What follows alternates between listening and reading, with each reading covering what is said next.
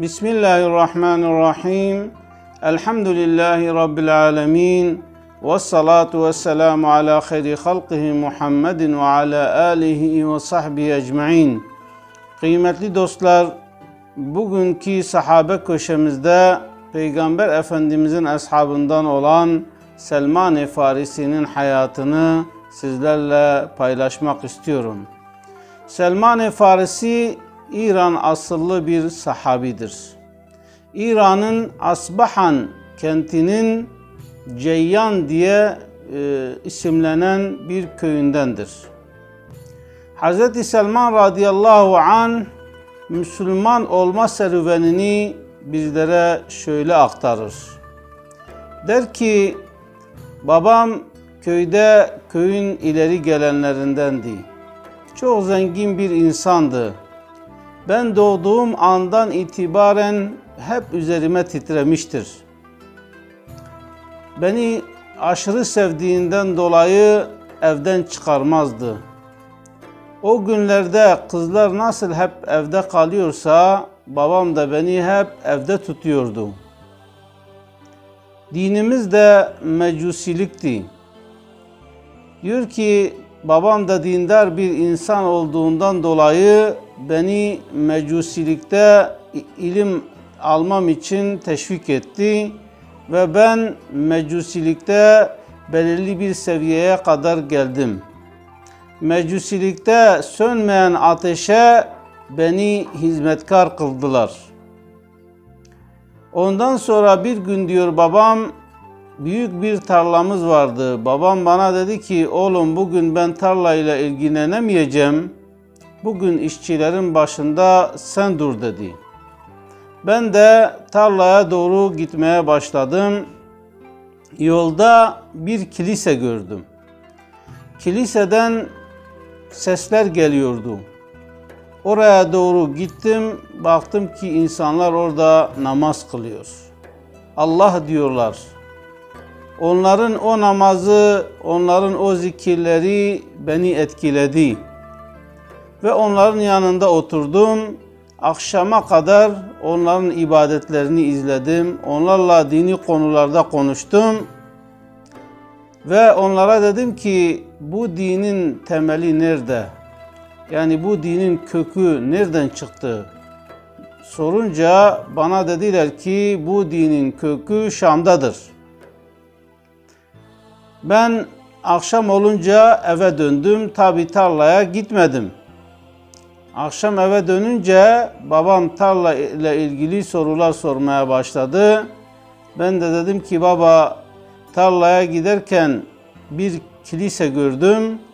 Kiliseye gittim. Oradaki zikirler beni etkiledi. Onlarla sohbette bulundum. O yüzden tarlaya gidemedim dedim. Babam bana kızarak dedi ki, oğlum hak din senin dinin, senin babanın dinidir. Onları bırak, onların dini hakiki bir din değil, gerçek bir din değil dedi. Ben de babama dedim ki, hayır vallahi bizim dinimiz hak falan değil. Olsa onların dini haktır. Çünkü onların dininde bir huzur var. Orada bir Allah var, bir peygamber var, bir kitap var. Böyle deyince babam korktu ve beni yine eve hapsetti. Diyor ki, ben oradaki insanlara, yani kilisedeki insanlara bir haber gönderdim. Dedim ki, eğer bir kafile Şam'a giderse bana haber verin, ben de Şam'a geleceğim. Bir süre sonra bana haber geldi. Ben de o evden kendimi kurtardım ve o kervanla birlikte Şam'a gittim. Şam'da sordum, dedim ki, bu Şam diyarında en bilgili, en dindar kişi kimdir diye sordum. Bana bir kilisenin keşişini gösterdiler. Onun yanına gittim. Ona dedim ki, ben Hristiyanlığa yeni girmiş bir insanım. Senin yanında kalıp senden ilim öğrenmek istiyorum. Seninle birlikte ibadet etmek istiyorum dedim. O da gel dedi. Onun yanında kalmaya başladım. Fakat baktım ki çok kötü bir adam. İnsanlara sadaka vermeleri için onları teşvik ediyor. İnsanları iyiliğe emrediyor. Fakirlere yardıma çağırıyor. İnsanlar da kiliseye para getiriyorlar. Diyorlar ki işte keşişim al bu paraları fakirlere ver. O da ne yapıyor? O paraları kendisi için saklıyor. Hz. Selman bir gün onun o paraları küplere doldurduğunu görünce artık ondan nefret etmeye başlıyor. Hani Yüce Allah اَتَأْمُرُونَ النَّاسَ بِالْبِرِّ وَتَنْسَوْنَ أَنْفُسَكُمْ İnsanlara iyiliği emredip de kendinizi unutuyor musunuz? İşte bu da sahte bir keşiş. Hz. Selman da onu gözlüyor. Bir süre sonra keşiş ölüyor. Ona bir merasim düzenliyorlar. Tabi kilisenin ileri geleni bir tören düzenliyorlar. Hz. Selman diyor ki vallahi bu adam bu törene layık değil. Niye böyle söyledin diyorlar. Diyor ki o fakirlere verilmek üzere getirdiğiniz paraları kendine sakladı. Bize gösterebilir misin dediler. Hz. Selman onlara o keşişin sakladığı paraları gösterdi. Baktılar ki 7 küp altın gümüş doldurmuş. Yani her gelen parayı kendine ne yapmış? Saklamış. Ama insan sakladığını beraberinde götüremez ki. Ne yemiş? Bir de öldükten sonra da o mal ortaya çıktı. İşte Hristiyanlar bu durumu görünce dediler ki vallahi bu keşişi gömmeyeceğiz. Onu bir ağaca astılar ve taşlamaya başladılar. O keşişten sonra kiliseye bir keşiş daha geldi. Hz. Selman diyor ki vallahi böyle zahid, böyle takvalı, bu kadar dindar, abid bir insan görmedim. Onun yanında huzurla ibadetlerimi yapmaya devam ettim. Bir süre sonra keşiş diyor rahatsızlandı. Ölüm döşeğine düştü. Ben ona dedim ki sen ölüyorsun. Senden sonra ben kimin yanına gideyim? Bana kendin gibi birisini öner dedim. O da dedi ki evladım Hristiyanlık dini üzerine, hak din üzerine kalan insan sayısı çok az. Vallahi kimseyi tanımıyorum. Ama bir arkadaşım var Musul'da. Ona gidersen o da benim gibidir. Diyor ki o vefat ettikten sonra Musul'a gittim. Gerçekten de tarif ettiği kişi onun gibi zahid ve abid bir insandı. Onunla birlikte kaldım. O da ölüm döşeğine girdi. Ona da beni birisine emanet etmesini istedim. O da dedi ki bir arkadaşım var Nusaybin'de. Onun yanına gidersen o da benim gibidir. Diyor ki oradan da Nusaybin'e geldim. Gerçekten oradaki de abid, zahid bir insan. Onun yanında da bir süre kaldım. Tabi bu insanlar yaşlı insanlar. Ölüm zamanı geldi. Ona da beni birisine teslim etmesini istedim. Dedi ki Amuriye'ye git. Orada zahid bir arkadaşım var. Oraya gittim. Diyor ki o da zahid bir insandı. Ona da ölüm gelince ondan da beni birisine teslim etmesini istedim. Bana dedi ki evladım vallahi seni teslim edeceğim kimse yok. Hak din üzerine çok az insan kaldı. Benim de tanıdığım hiç kimse yok. Ama sana şunu söyleyebilirim. Hz. İbrahim'in neslinden çıkacak bir peygamberin gelmesi yakındır. Ve o peygamber hurmalık olan bir yere hicret edecek. Eğer gidebiliyorsan Arap Yarımadası'na git. Belki o peygamberle karşılaşırsın. Diyor Amuriye'deyken kendime biraz çalışmıştım. İneklerim olmuştu, hayvanlarım olmuştu. Bazı Arap kabilelerine yani kervanlarına dedim ki eğer beni Arabistan'a götürürseniz bu hayvanlarımı size veririm. Onlar da bunu kabul ettiler ve ben o mallarımın tamamını onlara verdim. Ama yolda Medine ile Şam arasında bir yerde beni köle olarak sattılar. Bana ihanet ettiler. Yabancı olduğum için fırsatı kolladılar ve beni bir Yahudi'ye sattılar. Bir süre diyor o Yahudinin yanında köle olarak kaldım.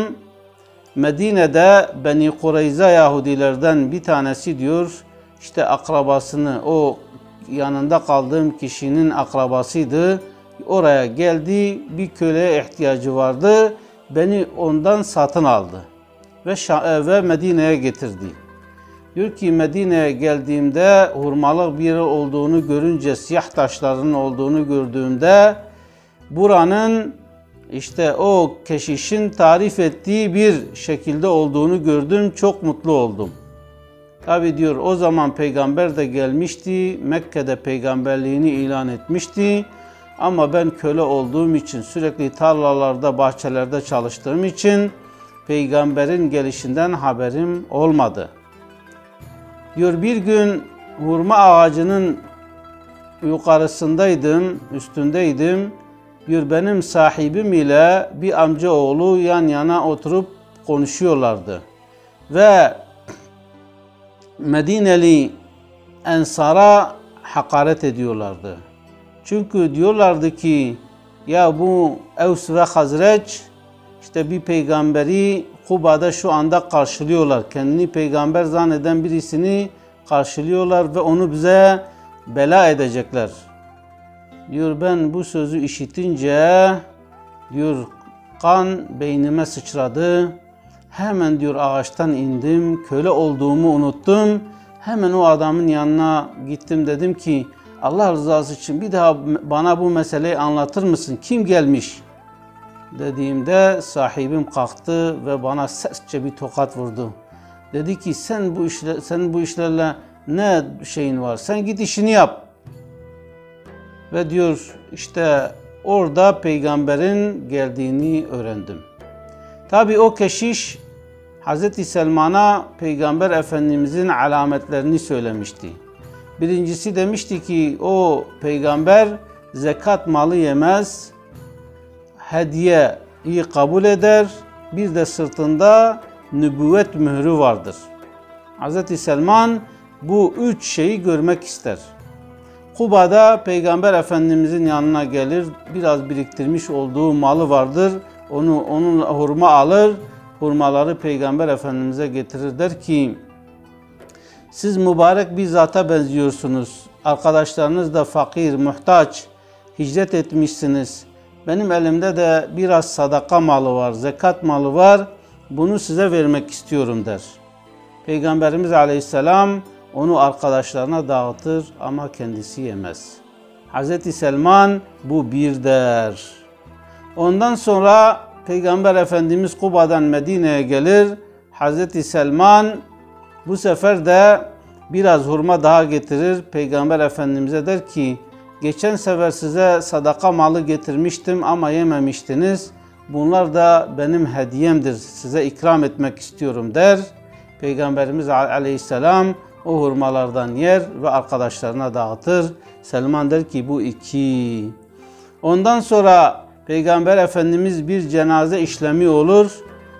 Bir sahabi vefat eder. Onu gömmekle uğraşırlar. Hz. Selman tekrar gelir.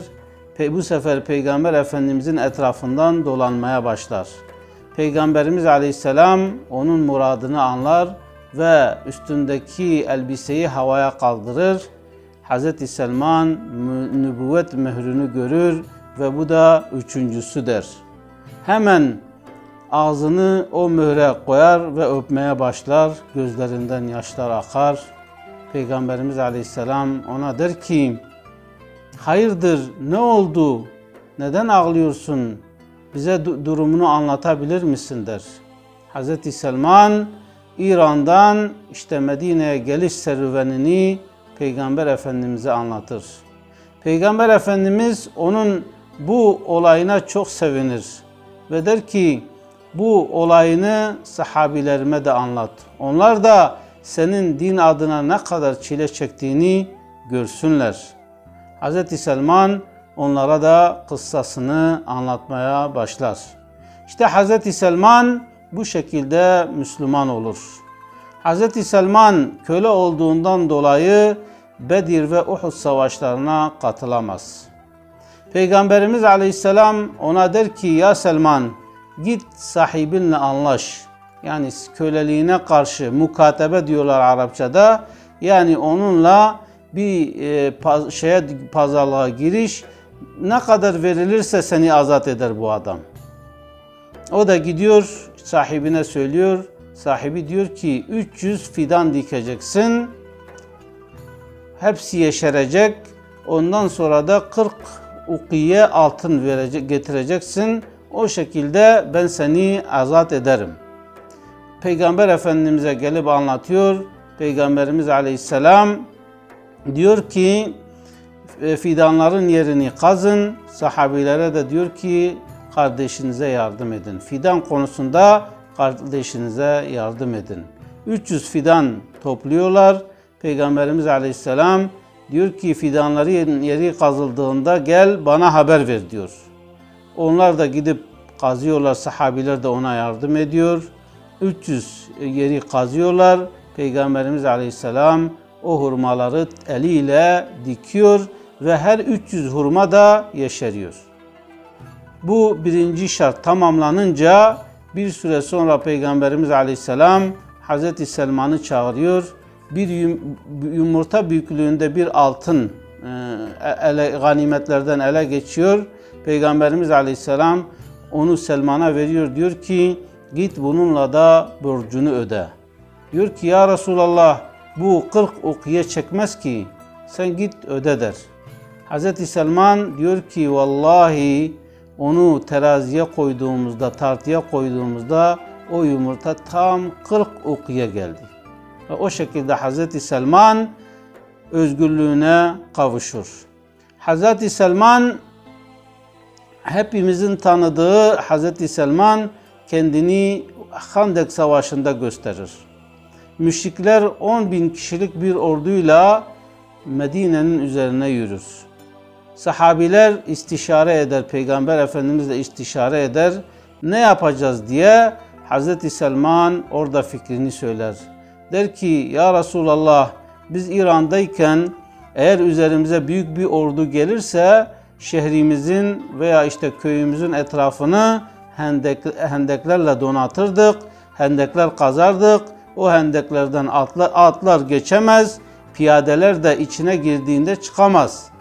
Eğer böyle bir şey yaparsak onlardan kendimizi koruyabiliriz. Bu fikir Peygamber Efendimizin ve ashabın hoşuna gider ve Medine'nin etrafını hendekle kazmaya başlarlar. Ensar bir taraftan, muhacir bir taraftan hendek kazmaya başlar. Tabi Hz. Selman ne ensardandır ne muhacirdendir. Şimdi kimin yanında kazı yapacak? Ensar der ki zaten Selman buradaydı, o bizdendir, gelsin bize yardım etsin. Muhacirler de der ki işte Hz. Selman İran'dan buraya kadar hicret etmiş, biz de Mekke'den Medine'ye hicret etmişiz. Bizim yanımızda işte çalışsın. Peygamberimiz Aleyhisselam şöyle der. Selmanu minna ehlel beyt. Selman bizdendir, ehli beyttendir. Bizim olduğumuz yerde çalışacak der. Allah Hz. Selman'dan razı olsun. Mekanı cennet olsun. Bizleri hakikati arayan kullarından eylesin. Sizleri Allah'ın selamıyla selamlıyorum. Esselamu aleyküm ve rahmetullahi ve berekatuhu.